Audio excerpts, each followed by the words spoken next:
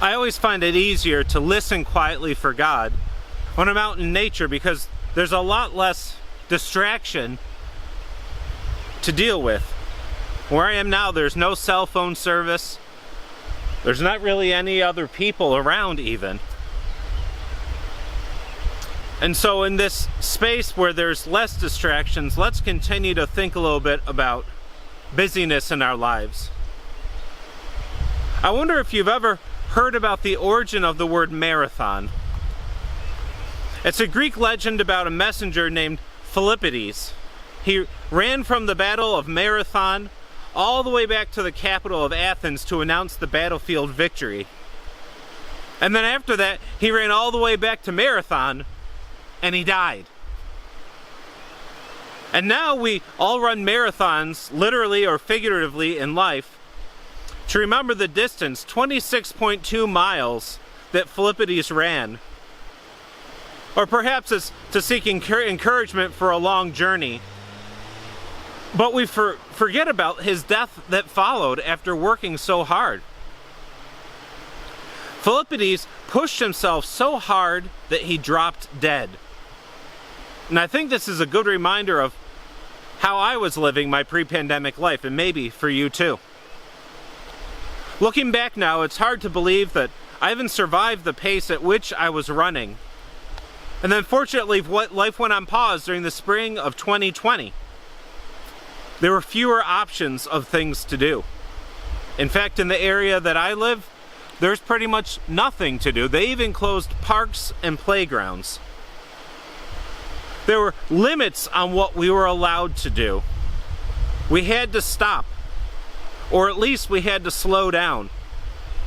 We had no choice. And then suddenly other things seemed more important than succeeding or pleasing the maximum number of people that we could. Our priorities got reordered a little bit.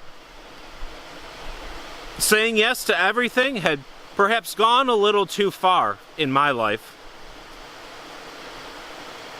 And I often feel like I had compromised closeness with my family and friends, with my faith, for the allure of busyness, for the allure of achievement or approval of others, or probably worse, the approval of myself.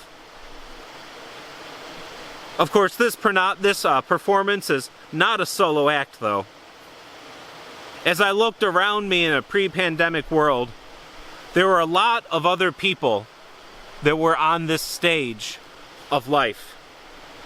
Starring in the show, headlining, "My life is busier, so I matter more." And we are all trapped in that cycle of doing at the expense of being.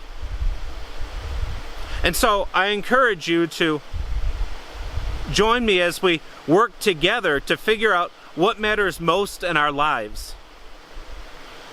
Let's do the hard work of rediscovering who it is that God calls us to be.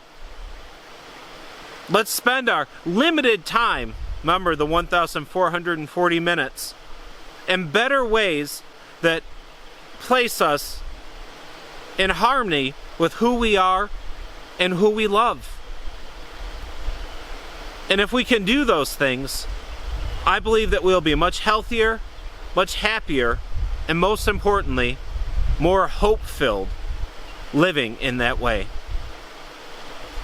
This has been your daily dose of encouragement from Wesley's Place. We'll see you next time.